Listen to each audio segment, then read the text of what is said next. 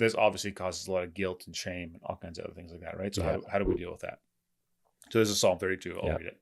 Oh, what joy for those whose disobedience is forgiven, whose sin is put out of sight. What joy for those whose record the Lord has cleared of guilt, whose lives are lived in complete honesty. I think that is important, that the last part, complete honesty. So a lot of people that live in like 95% honesty, they're like, we even know them as like pretty honest people. Well, that's a really honest person, but they have that 5% they're not telling anybody about. Aren't you just dishonest then if there's 5% you're not being honest about, or how would you?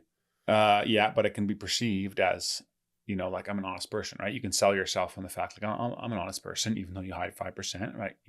I agree that's not an honest person, but you can give that assumption to people. But I just love the point here is just like what joy for those whose disobedience is given and whose lives are lived in complete honesty and lives are cleared of guilt. And then it says in verse 3, when I refused to confess my sin, my body wasted away and I groaned all day long. Day and night your hand of discipline was heavy on me. My strength evaporated like water in the summer heat. And so it talks about what happens when you don't confess your sin, which a lot of people do. And you can see that like a shell of themselves because they're holding these things in. They're not talking about it. They're not confessing it.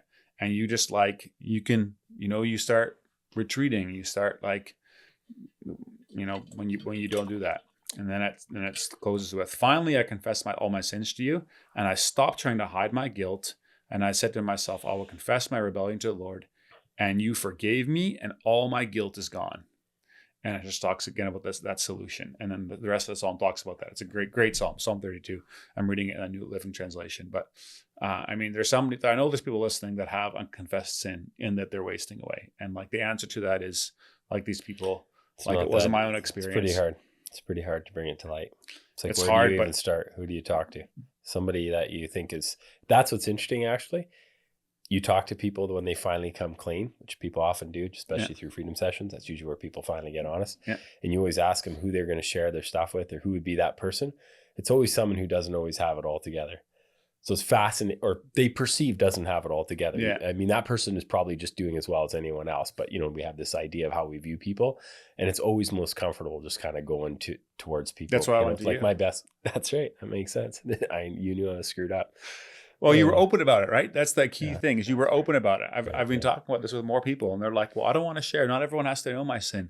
Like, who cares, man? Good grief. Get over yourself. You're Romans 3. Your heart's like an open grave. Like just open. But anyway, there's joy. So if you're missing joy in your life and you want to have like real joy, from my own experience, confess it, get real. There is forgiveness. So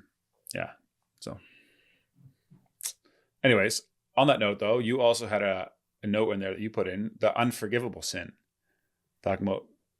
it came up in conversation. We were at a get-together after church on Sunday at someone's house. We really got in the weeds. This was with your friend, Matt. Okay. He invited me like 10 minutes before the party. Yeah, that's fine. Yeah, okay. But then he still said you and Chris showed up. And I was like, wow, that's impressive. Everybody was. Yeah. Sunday afternoons, right? Yeah. Well, I went to my parents' church Sunday morning. Oh. So that was kind of cool. Are you allowed to say what church that is? Yeah, I can say where he goes. Oh, okay. Yeah, for your form. It was great. Why'd you go there? A friend of mine, his baby was baptized, so he invited me. So sprinkled. We were not going to get into that. Not right now. Another time.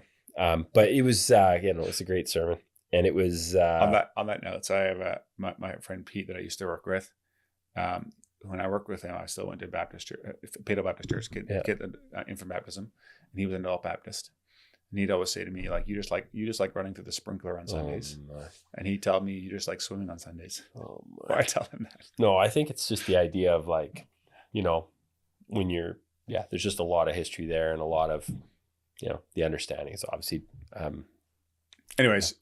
That was a rabbit trail. It's a great sermon. It was very interesting for me. I'd been to funerals there since, but I don't think I'd been to church, to a regular Sunday morning service there in, I want to say 20 years. I could totally be wrong. Oh, wow. I could be wrong. Maybe I went at some point. Yeah. But, no, so it was nice. I took one of my kids and it was just nice. It's the second time I went to church with my parents and as an adult, which is just kind of interesting, right? Like I for years hadn't. So that was cool. And obviously a lot of people that I know and a lot of friends and stuff. So convince you to come back? Pardon? They didn't convince you to come back? No, it didn't. But I mean, it's like I said to my wife, like, I think this is actually what really bothers me about, and I talk about it on here, just the idea of people being so, what's tribal about churches. Like you just go to that service and it was just a great sermon, right? Like there was you know, like I say, obviously the baptism piece I don't totally agree with, but the entire sermon and the gospel it was just an amazing sermon. So like I felt like he wrapped up the sermon by like just calling people to repentance, and he just did it in a great way, right? And it just bothers me when we're just this idea of we have to have so many, like that was another thing we talked about Sunday afternoon. It's like how many churches are in our town where we live. There's probably like 100,000 people, and there's got to be 80 churches, like, and not 80 separate churches that are all, no, like 80 churches that have split hairs to the extent where they all think they're doing it right, and they're just doing it a little, you know, they and then I heard a little bit different, right? So, and there's still more and more churches coming because a lot of churches aren't doing outreach. So a lot of churches have their members go to their church, and they're not growing, but they don't actually reach out to the community and try to get more people in, because there's a lot of different churches, but there's very little outreach actually to the people of Chilliwack happening. Yeah, and that's hard too, because, you know, some people will do outreach in a way where another church or people would say, well, like you're becoming like the culture. And, you know, it's like, well, that's a gray area. Like you know what I mean? Like, well, I think outreach, first of all, starts with your neighbors, but. Yeah. And so I think that if I feel how we would do missions at our church, I would feel like that's where it would start. And it's actually been a conviction of mine. I've talked about it probably on here, where it's like way too many of my friends are solid Christians and people that are doing really well. And I think we should have people in our lives that are not doing well, people that are struggling, people that are not believers, right? And so am I working on that? I'll have to think about that. But love on them. Yeah, just be friends. Just don't be weird. Just be friends. And eventually people will see that people are not stupid. I mean, people that are not Christians, they can see when you have joy, and when you, especially through hard times, you see people that are struggling, people that are having horrible things happen, and their faith is strong, and that's a real witness to people that are not believers, right? So anyways, that was the weekend. And then that, so we were talking about what was the unforgivable sin. Do you know what the unforgivable sin is? Oh, we'll get there. Hey guys, if you enjoy that episode and were blessed by it, would you be willing to support the show? That would help a lot in creating more content, improving the quality of the content, putting the production value, getting more guests on, and me being able to spend more time and energy towards it. So if you're interested in doing that, you can click up here and it'll take you to a support page. But you can also subscribe to the podcast by clicking over here and doing that. Thanks again for listening, and I'll catch you on the next one.